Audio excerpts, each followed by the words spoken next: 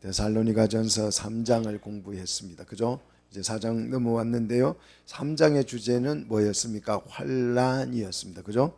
3장의 주제는 환난. 3절 보시면 3장 3절 보시면 여러 환난 중에 흔들리지 않게 하기 위해서, 그래서 사도들을 이 흔들리지 않도록 하기 위해서 사도들을 환난 앞에 세운 것이다. 그렇게 했다 그랬죠. 그죠?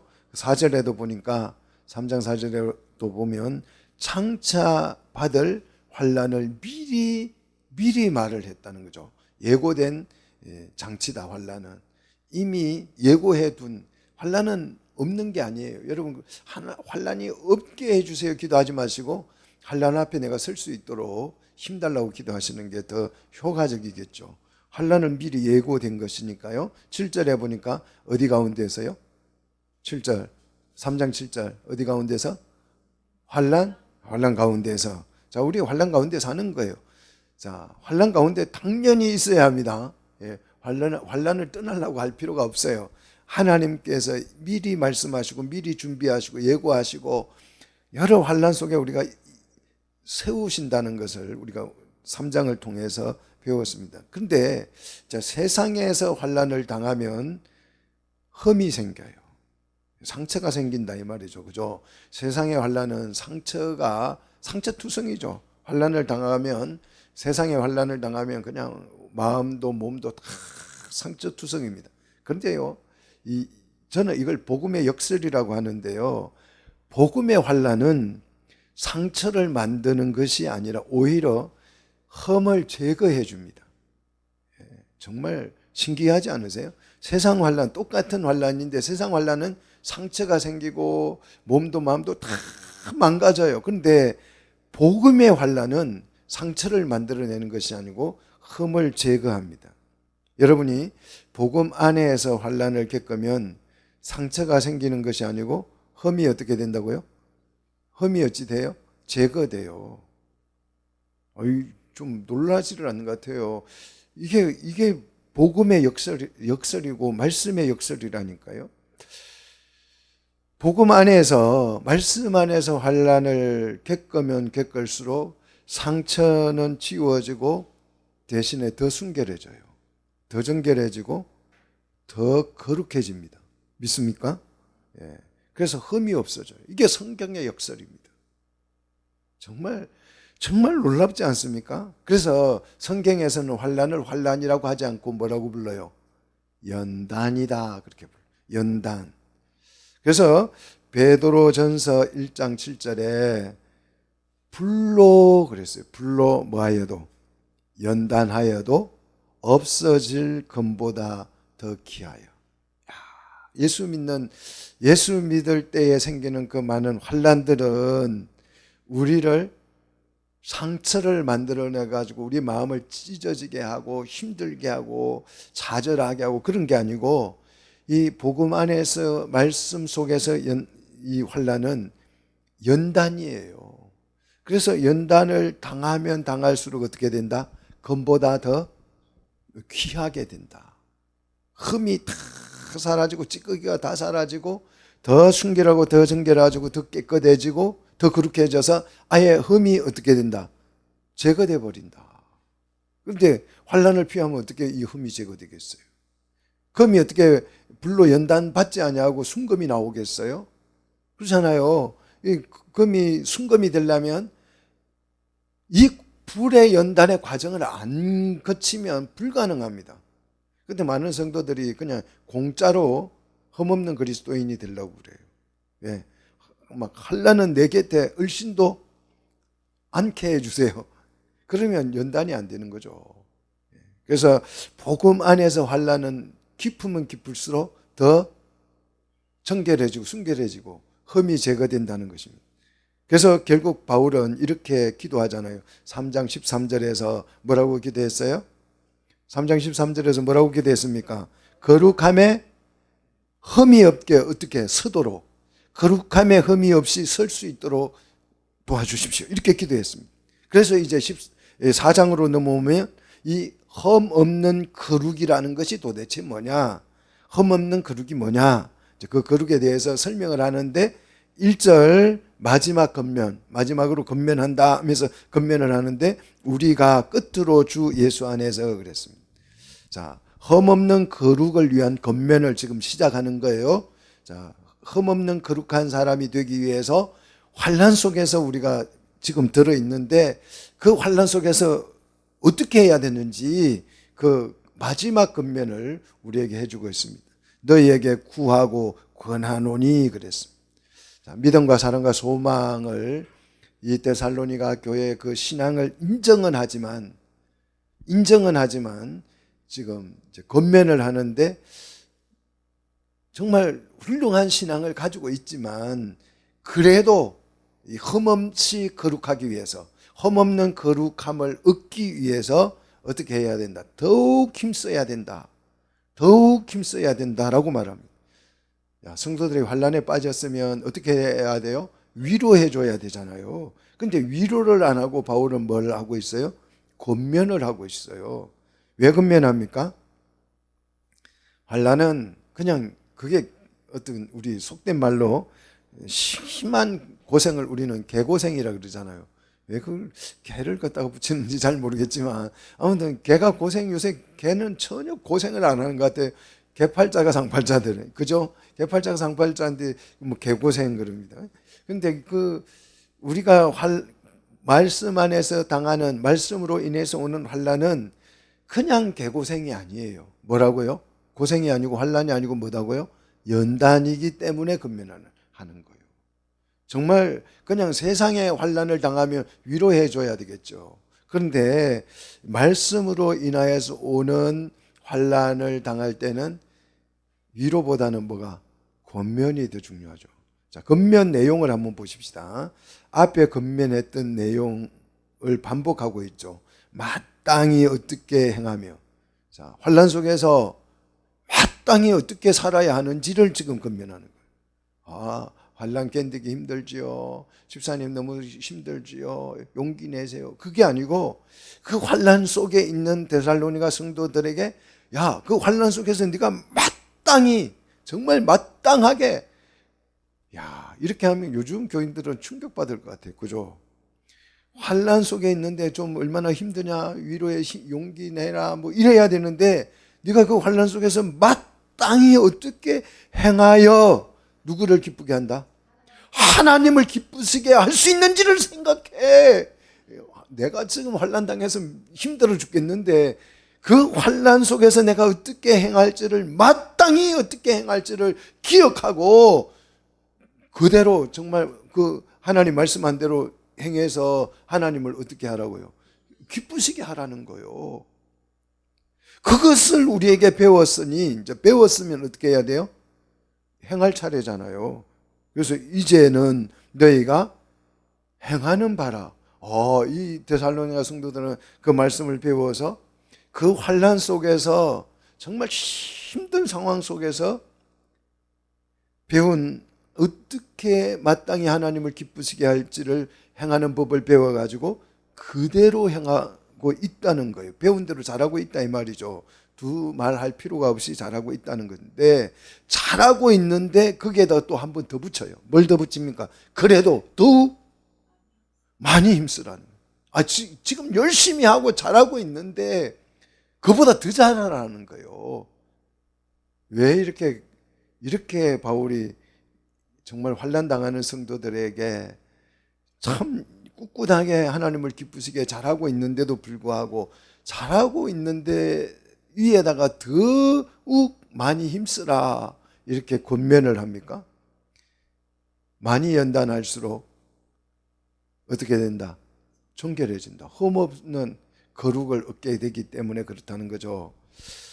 여전히 부족한가 봐요. 이것만으로 부족해지는지 2절에 보니까 이 권면을 강화시킵니다. 권면을 이제 강화시켜서 이제 권면 정도가 아니고 명령이라고 해요. 명령. 자, 2절 보십시오. 우리가 주 예수로 말미암아 너희에게 무슨 명령으로 준 것을 너희가 하느냐. 이거는 명령이다. 이제 권면이 아니고 흠없이 거룩함을 이루어가는 이것은 환난 속에서 말하는 거예요. 환난 속에서 그냥 편안하고 좋을 때 그냥 뭐 잘 나갈 때 그때 얘기하는 게 아니고 이 상황이 지금 무슨 상황이라고요? 지독한 환난 속에서 환난 속에 있는 성도들에게 명령을 내립니다. 자, 명령의 주체는 누구냐? 주 예수로 말미암아 예수님이죠. 바울의 개인적인 권면이 아니라 예수님의 명령을 지금 내리고 있는 거죠. 이 명령의 핵심은 환난 속에서 상처가 아니라 험없는 거룩을 만들어내라는 거예요.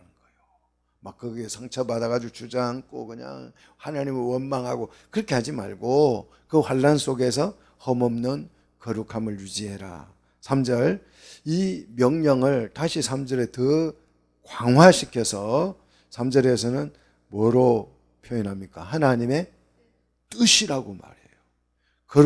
험없는 거룩이 이렇게 중요합니다.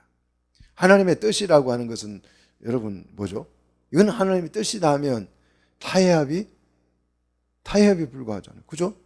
변경이 불가하잖아요. 하나님 뜻인데 어떻게 바꾸어요? 불가하잖아요. 확정된 거, 확실한 거, 뭐 확고한 거, 그게 하나님의 뜻이잖아요. 그러므로 험없는 거룩을 위해서 우리는 어떻게 해야 된다? 더욱 많이 힘써야 한다.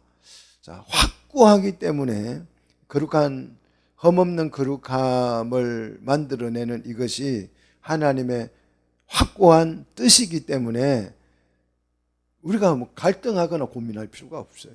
확고한 것은 여러분 고민이 돼야 안 돼요. 뭐 예를 들어서 한 친구가 결혼식을 멀리서 해요. 그러면 고민을 해요. 갈까 말까, 뭐 돈 붙이고 말까, 이렇게 고민을 하죠.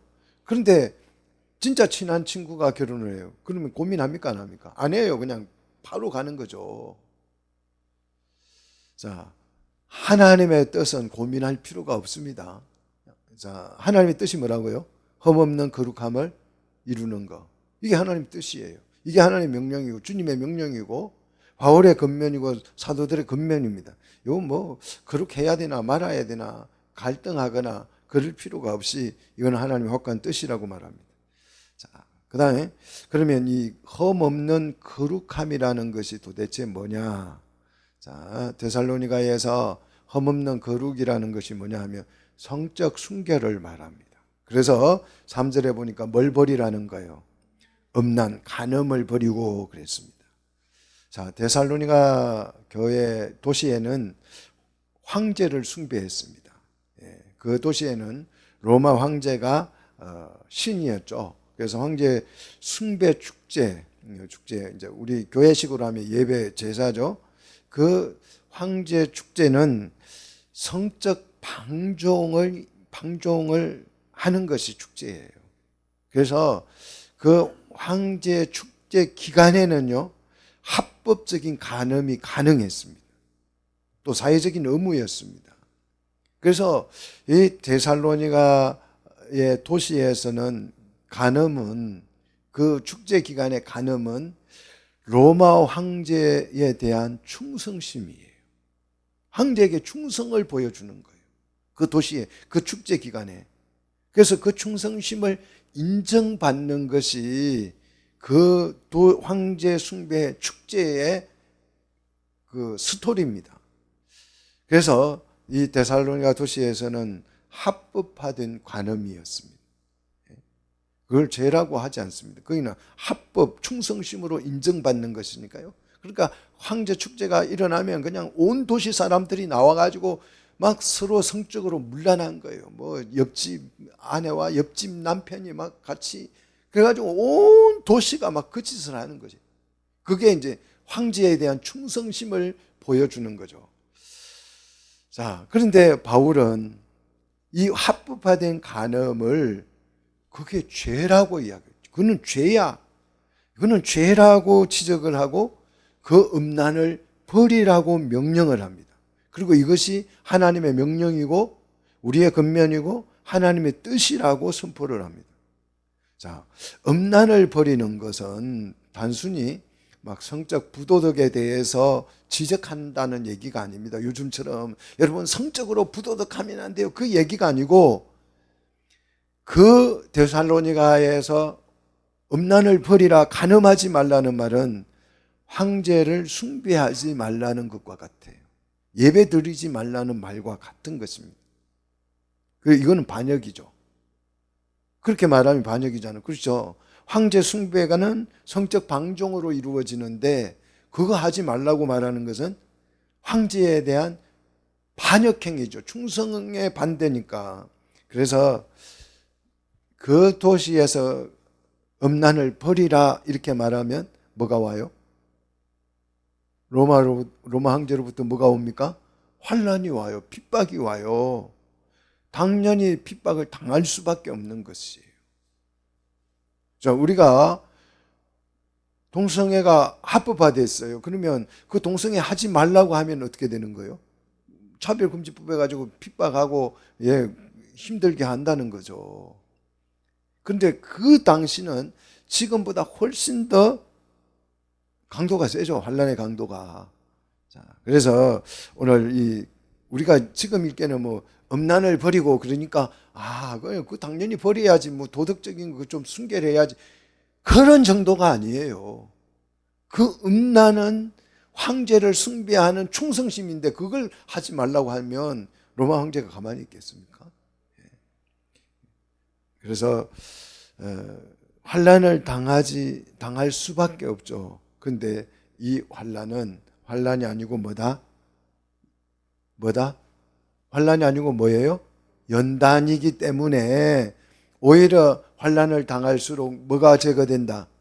흠이 제거된다. 흠이 제거돼서 거룩이 완성되어져 간다는 것입니다. 그래서 여러분 이런 고난은 많이 당할수록 더 청결해집니다. 믿습니까? 자, 두 번째, 각각 거룩함과 존귀함으로 자기의 아내 대할 줄을 알고, 4절이죠. 자, 흠없는 거룩을 유지하기 위해서 각각 거룩함과 존귀함으로 자기의 아내 대할 줄을 알고 그랬습니다. 여기서 자기 아내라는 단어는 스쿠오스라는 단어예요. 스쿠오스.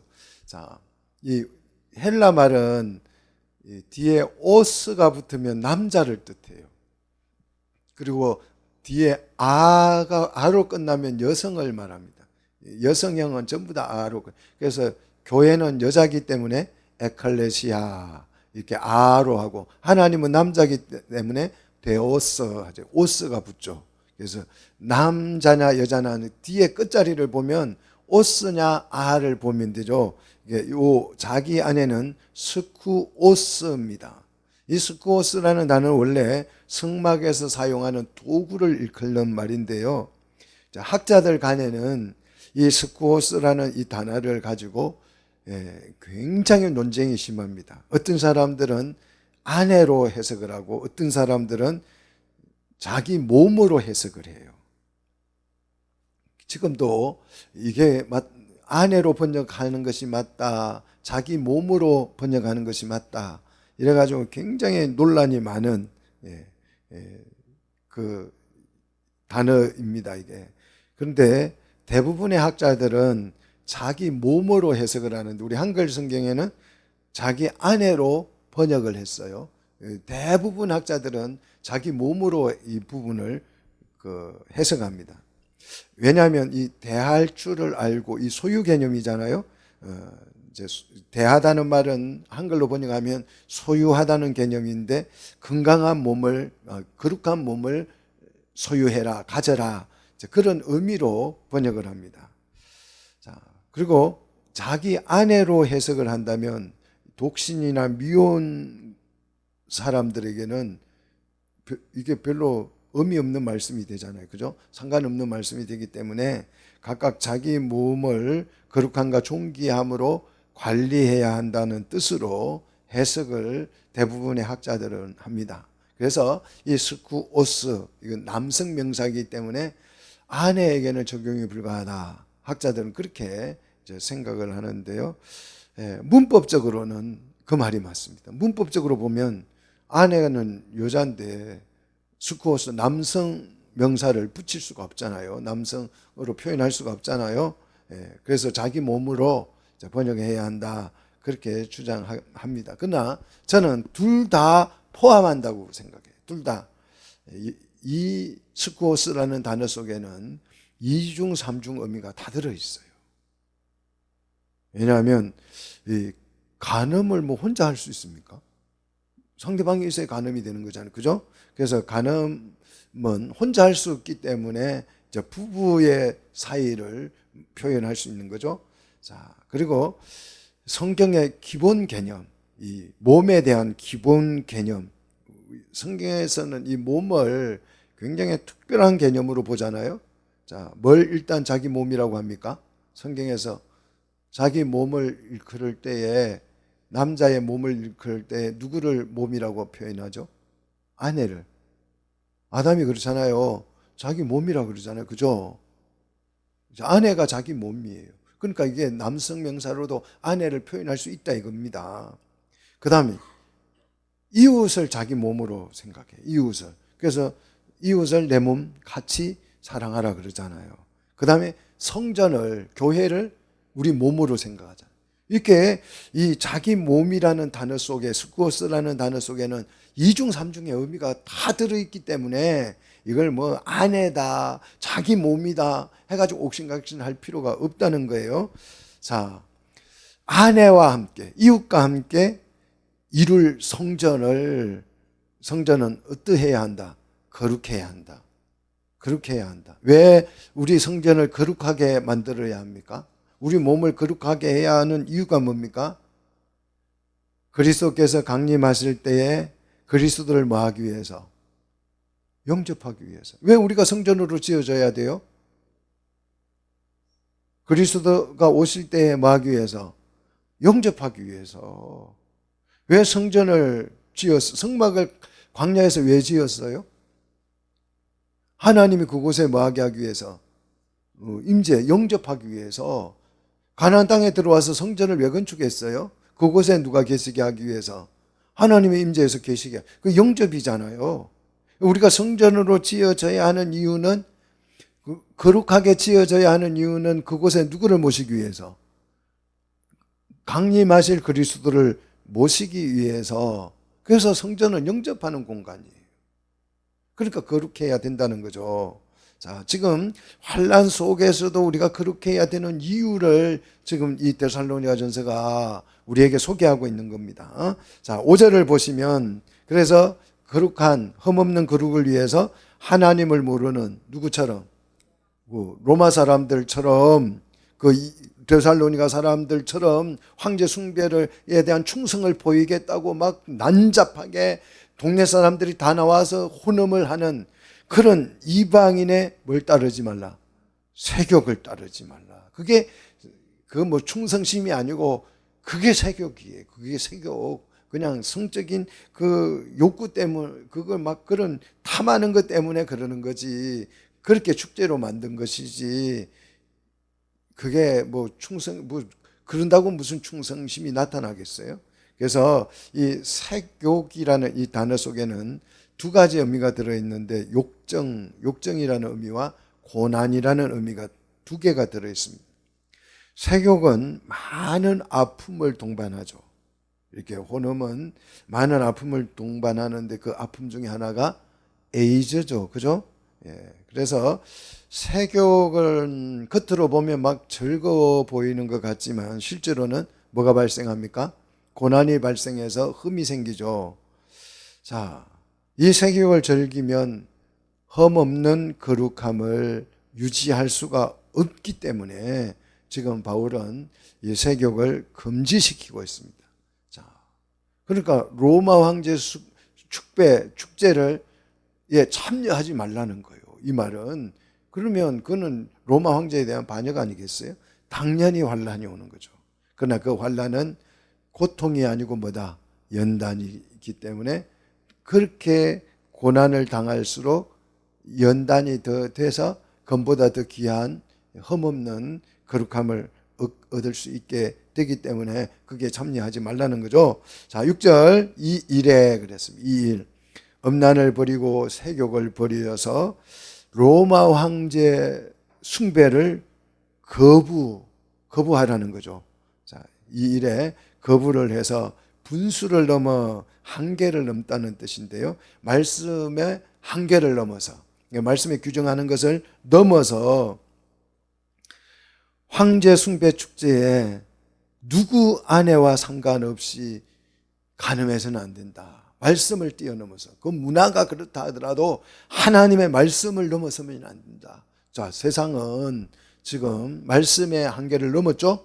그래서 간음을 어떻게 했습니까? 합법화 시켰잖아요.